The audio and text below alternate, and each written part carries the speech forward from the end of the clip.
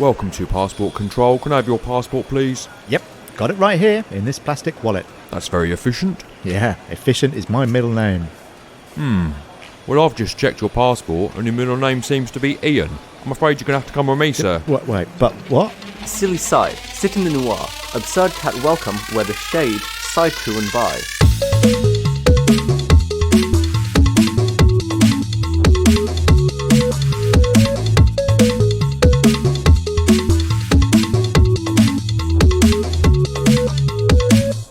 The city's never silent.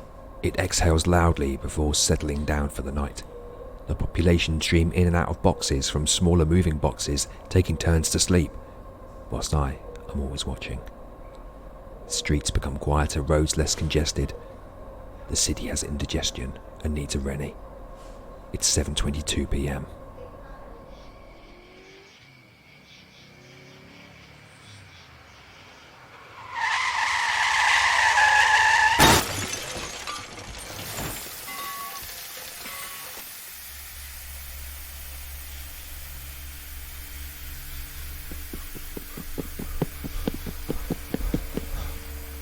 Hello, are you okay? Is anyone hurt? Yes, over here. Can you move? No, I think I'm trapped. The steering wheel's pushing on my stomach. Well, hold still. I'm on my way. Are you hurt anywhere else? No, there's some blood. It's going to be okay. What's your name? Gordon, Harry Gordon. Well, Gordon, don't worry. I'll see if I can get you out. Thanks. Are you a doctor? No, but it's okay. I'm an IT systems analyzer, on hand to help. Where does it hurt? My legs, my stomach. Oh, there's blood on my head. I don't think it's too bad. Well, okay. You've been in a car crash, and if there's one thing I know about, it's crashing. You know what? You're really lucky I happen to be around. Not many people have an accident and have an IT systems analyzer on hand to help. Have you called an ambulance? Don't need one. I can get to the root of the problem and fix you. All I need to do is reboot everything. I think you should call an ambulance. I'm injured. I'm not feeling too well. We don't need the emergency services here clogging up this small space in which we have to work. What are you doing? This is called a laptop. It connects wirelessly. Shouldn't take too long. Whatever for. It's probably best to leave this to the professionals. No, it's no problem. We'll have you out of here and fixed up in a jiffy. What's wrong with your legs? They hurt. They feel crushed. There's a lot of pressure on them. Nothing a quick defragmentation of the boot drive won't sort. What? A defragmentation won't hurt a bit. Ah! Ow! My head. Oh!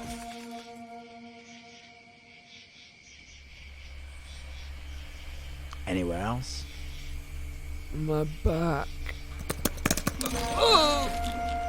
Who needs a doctor, eh? It's a good job I got here first. It's all in the capacity of the RAM and how many megabytes you can upload and at what speed. I'll tell you I'm great in an emergency. You keep calling for a medic, but all you need is an IT systems analyzer on hand to help. You don't need the emergency services to come all the way out here and waste their precious time on a series of small injuries like this now, do you? Do you? Harry? Gordon? All right, mate. Are you hurt? No, I'm good, thanks. God, look at this poor bastard. He didn't stand a chance. I'm sure he's going to make it. Have you been able to help him? Yes, I was a great comfort to him in the last moments of his life. Did he say anything? Yes, he praised the good that all IT systems analyzers do in their line of work. He understood the sacrifices that we make in the name of knowing everything. Knowledge is power, and he understood that power is best used. I'm still alive. God help me. Get me out of here.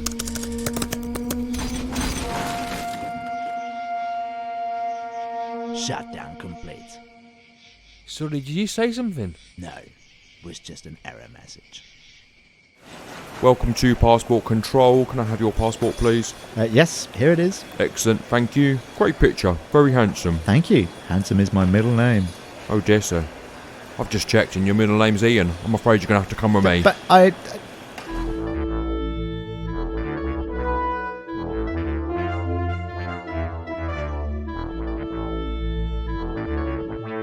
Hi, welcome to Talking Tornadoes. I'm Dracula and my guest tonight is Frank Stein from the World Meteorological Society. And we're going to be discussing hurricanes, specifically how they're categorized in size and how they get named. Frank! Drac, it's great to be here. Big fan, big fan. Lovely. Firstly, we're all aware Hurricane Buffy is thankfully headed out to sea and missed landfall completely. That must be a huge relief. Absolutely. I own a couple of properties out there in Florida, and I have to say I was so relieved when I heard his trajectory has changed. I'd only just finished wallpapering one of them. Great. Well, I guess the burning question people want to know when they talk about hurricanes is how they get their names, Frank. Well, it's about where the hurricane may fall. It's alphabetical, but the name must reflect the society about the landmass where it's most likely to hit. So, for example, in late August 2010, the 9th tropical cyclone, 6th named storm, was called Frank. No relation. It made landfall in western Mexico, and as Frank is a well-known name in Mexico, it made sense.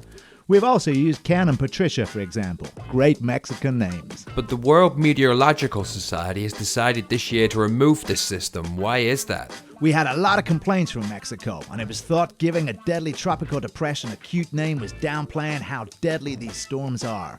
It's been decided to upgrade the names to make them sound more dangerous. This should reflect to the general public the severity of the threat. So no more Fifi or Bob? People were not taking Storm Bob seriously, Drac. And Fifi, well, I didn't work there when it happened, but I'm sure if I had been, I'd have tried to veto that one. So what do we have coming in their place, Frank? Well, Drac, we have a tropical depression moving northwest at the moment, and it's looking like this may become a moderate tropical storm with some potential. So, starting with A, we've decided to call it Absolute Annihilation. Frank, that's pretty harsh. Do you not think the general public will be more scared using this naming system? They ought to be. This is not a comedy sketch. This is about ensuring the severity of the situation is understood. I mean, we have two further storms peaking. Boom Boom Bang and Catastrophe. People need to understand that this is real.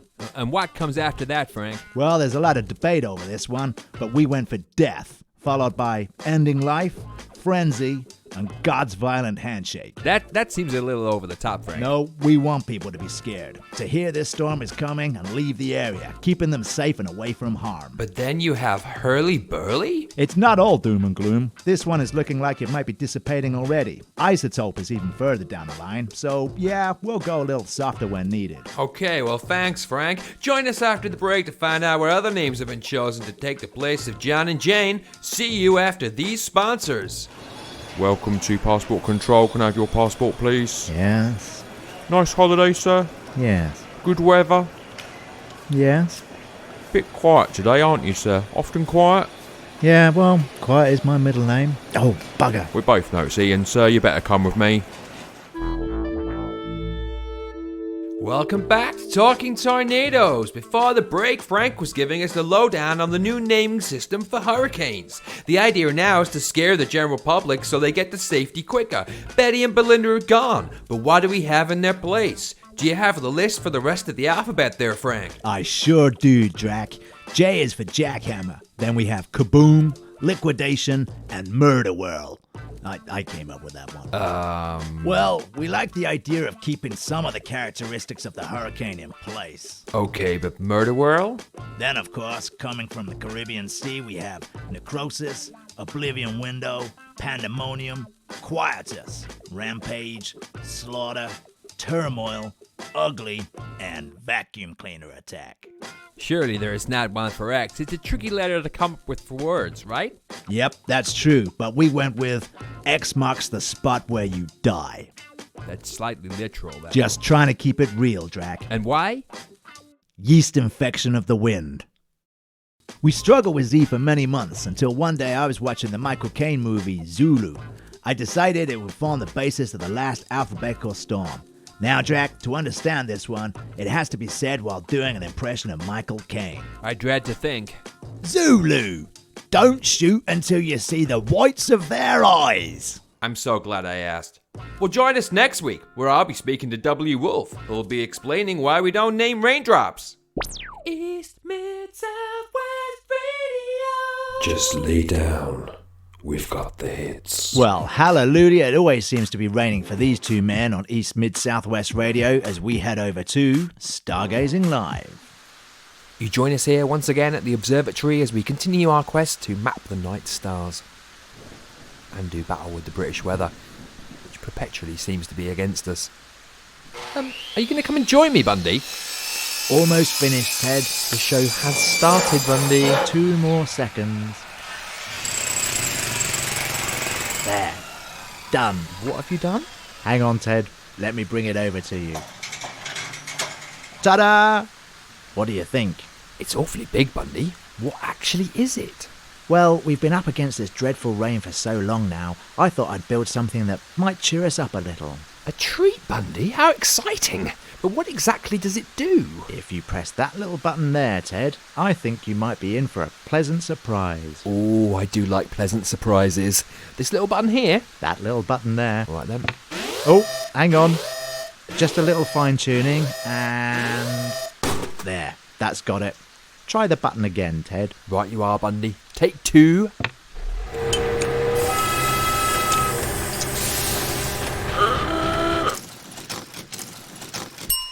Hot apple pie and custard, Ted. Bundy, you've made a pie dispensing machine.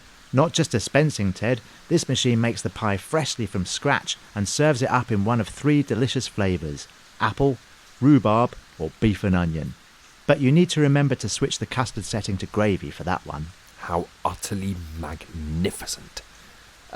But I'm sure when you first started building this machine, you said it was going to revolutionise the way we could see the stars on a cloudy, rainy night? That's right, Ted. It doesn't only make pies. That's just a luxury feature I designed especially for us.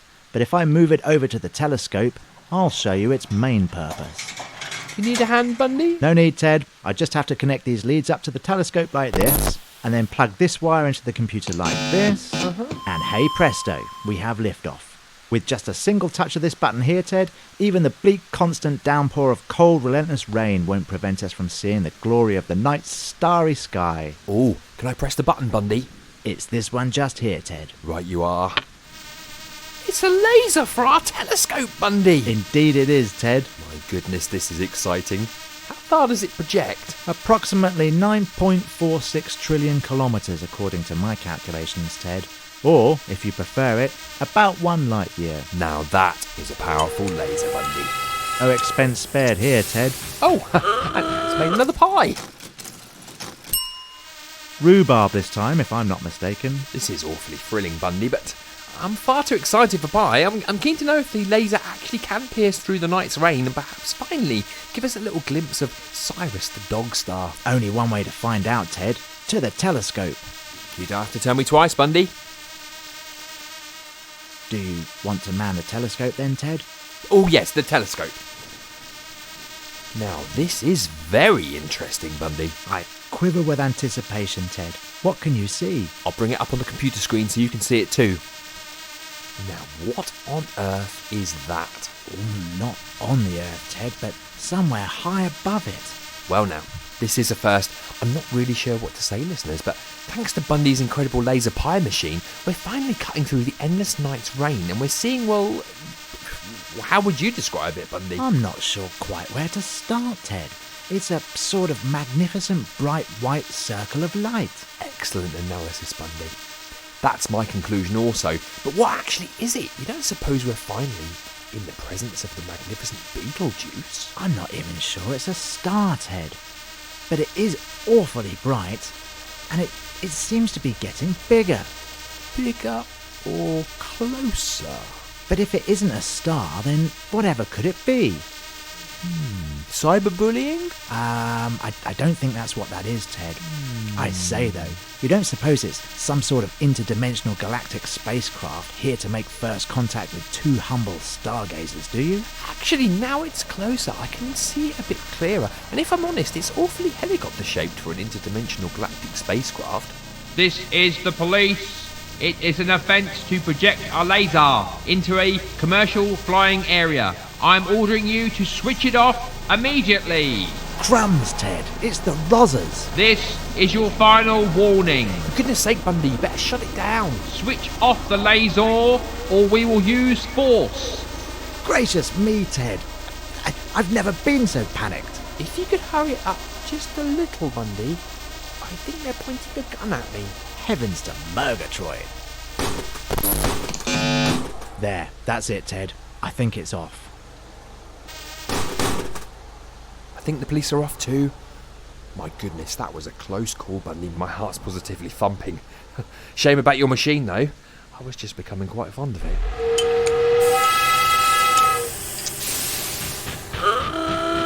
It's made another pie though, Ted. Small mercies, I suppose. Apple again, I think. Lots of custard. Shall we have a cup of tea? You can't have pie without it. I'll get the kettle on. Welcome to Passport Control. Can I have your passport, please? Uh-huh. Got any middle names today, sir? No. Oh dear, it says here your middle name's Ian. What? You tricked me. You best come with me, sir. Hello, Flower World. Yeah, hello. Is this the one and only choice for your bespoke floral arrangements, Flower World? Yes, it is. How can I help you? I'd like some flowers sent, please. And what's the occasion? What are the options? Well, a birthday, wedding, anniversary, funeral. Oh, yeah, funeral, please. Oh, I'm so sorry to hear that. When did they pass away? Well, the date's not been set yet. For the funeral? For the death. Now, this is what I want the card to read. Graham, you have failed me for the last time. Expect a visit. Love, Danny. Hang on.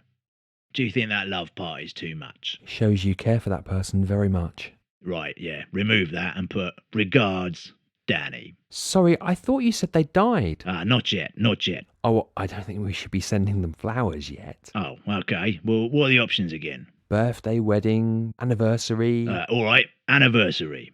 Of what? 2 weeks until their death. Hello? Hello? Hello? Kev, would it be possible to shoehorn some herons into this conversation? Have you got a shoehorn? No. Can I crowbar a heron into the discussion? Have you got a crow? No. Have you got a bar? No. Oh, I don't think you thought this through enough. Probably want to be thinking of a word that you have on you at the time. Can I wallet a heron into this chat?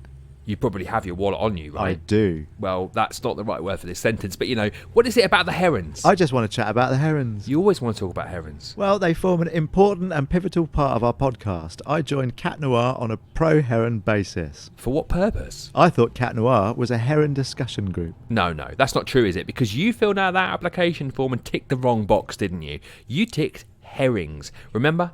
How many times do I have to bring this up? It was herrings, and herrings aren't funny, are they? No. Herons, funny. Herrings, not. You know what herons do to herrings, don't you? No. They eat them, Kev.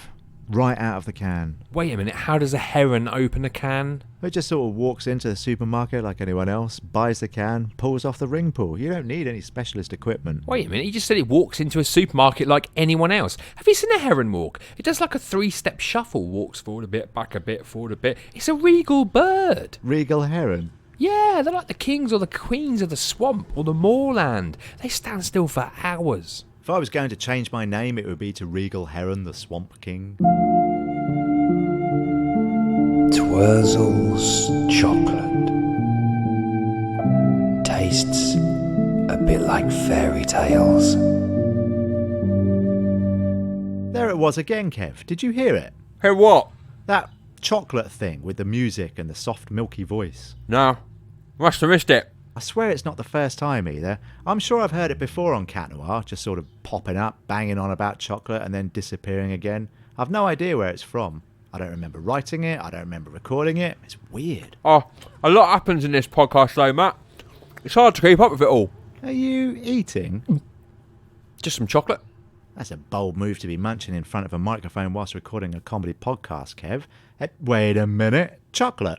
Yeah. Where did you get it? Well, I didn't pay for it. It just sort of rocked up in the post. Really? Oh yeah, I generally get a few boxes sent to me each week. Had a crate arrive this morning, actually. Ah. I wish I got free chocolate sent to me in the post. Except in summer, I guess. What flavour is it? This one's Twirzel's chocolate. Blancmange flavour. Oh, lovely. Can I try a piece? Yeah, certainly. Let me break you a bit off. Here you go. Thanks, Kev. That does taste like blancmange, with a subtle hint of fairy tales. I've totally forgotten what we were talking about all this before, though. Oh, don't worry about it. Just have another bit of Twirzel's chocolate. Here you go.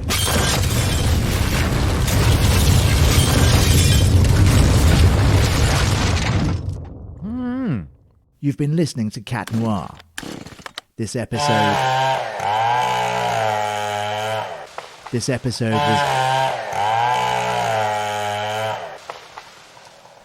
was performed. I'm so sorry. Do you mind just doing that somewhere else? Well, I've got contract, mate. Yeah, but I'm trying to record. Well, I don't care.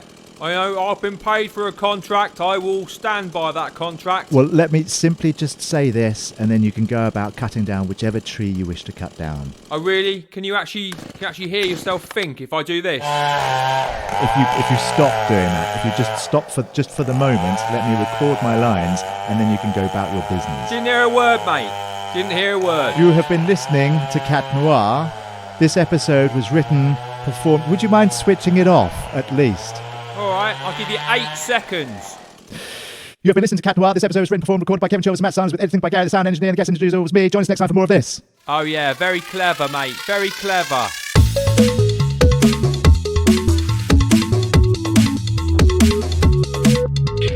If you have been affected by any of the issues raised in this episode, then please seek immediate medical attention or follow us on Instagram at Cat Noir Podcast. The Cat Noir podcast is sponsored by Twirzel's Chocolate.